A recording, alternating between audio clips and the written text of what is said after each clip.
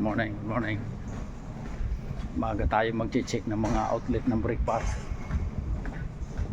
Ito yung routine natin, i-check ang lahat ng outlet. Supervise natin ang lahat ng mga outlet. Tingnan natin kung tama ang mga setup.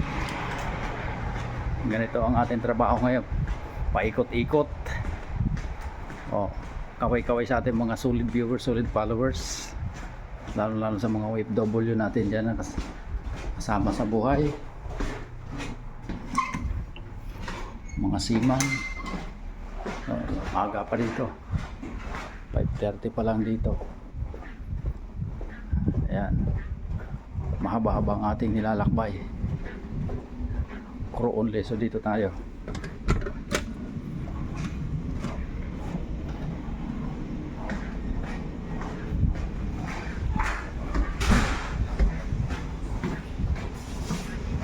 Good morning.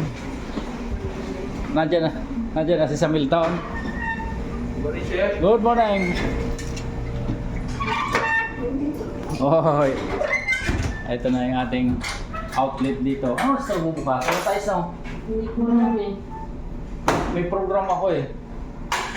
Mamsin. First breakfast ko dito kasi dumating ako dito kahapon 7:30 na dahil nasa Pugali. Asan si ano? Si ba yun? Si Sammy ba yun? Hindi mamaya na ulit. Ciao. Ito na yung setup natin ng breakfast. Ayan yung mga condiments ng omelette. Ham, bacon, onion, tomato, mushroom, cheese, spinach. Ayan yung mga grilling natin. Yan yung itlog. Bain Marie. This is the master of Benedict. French toast. All.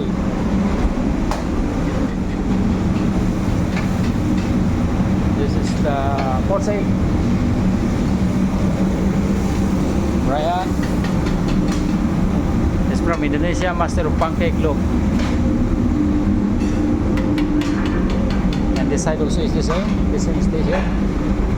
This is the station. The oatmeal, condiments, everything. This is the hot section.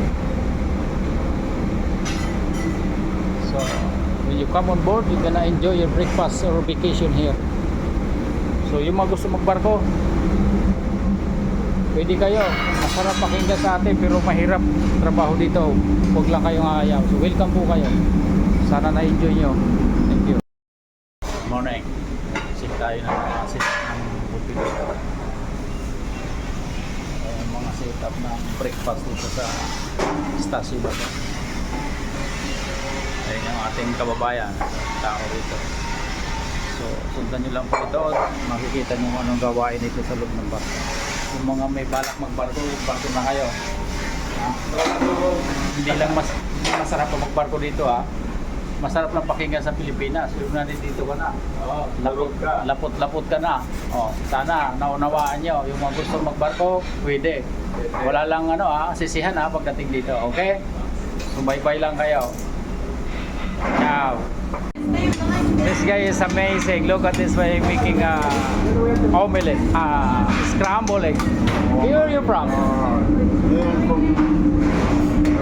Filipino. Oh yeah. Looks like, huh? Yeah.